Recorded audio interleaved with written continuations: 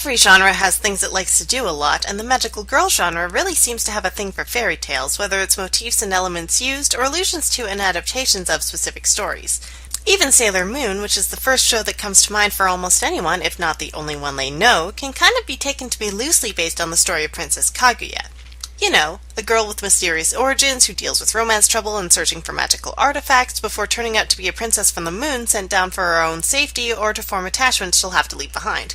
But it's not the only one, and plenty are a lot more out there in their use of the theme. Some shows will set out to straight up adapt a fairy tale to the genre. Prettier, a show from 2001 based on a short manga, has the subtitle A New Legend of Snow White. It's half warrior-style magical girl show, half shoujo harem. Himeno's dwarfs are instead 7 young men who can combine with her for new powers, new outfits, and body-sharing antics. It barely follows the Snow White story at all, having Himeno and the boys fight to prevent the world's life energy from being sapped, to the point that, spoiler alert, when the villain's true identity is revealed, it's not Himeno's stepmother, who's just selfish and rude, not evil. Princess Tutu also diverges from its basis on Swan Lake, but that's very much on purpose. The characters discover that they're living inside a fairy tale that's come to life, and each struggles with whether they want to fight for their own happy ending or let the story play out as written.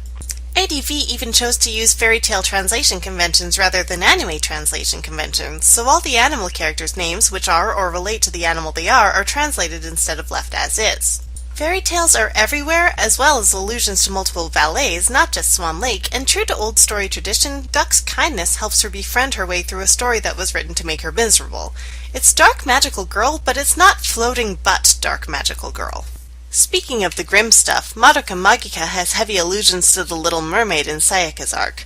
For the sake of both gaining a power that will do good and possibly earning someone's love, Sayaka jumps into a deal that will hurt her and leave her with nothing, while the guy who took her for granted goes off to be with a girl he doesn't even know.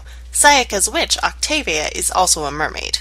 Blu-ray remasters added in details that show a mermaid signifying Sayaka, and the mobile game even had a Sayaka event called the Hollow Little Mermaid.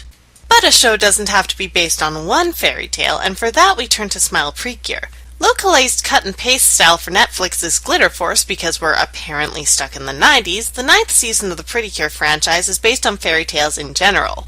The villains are archetypal fairy tale enemies, the leads get a princess-themed upgrade halfway through, they sometimes have to reenact actual fairy tales, and their quest is to save happy endings from people who want to rewrite them to bad ones. As Precure seasons go, Smile doesn't do the theme well, but it's there, and by that time, a fairy tale season was already overdue. Plus, it's a lot of fun and the characters are all pretty lovable. But why are fairy tale motifs all over Magical Girl series? Well, it doesn't hurt that both tend to indulge in the princess fantasy, or that the fairy tale theme is so versatile that you can use it anywhere.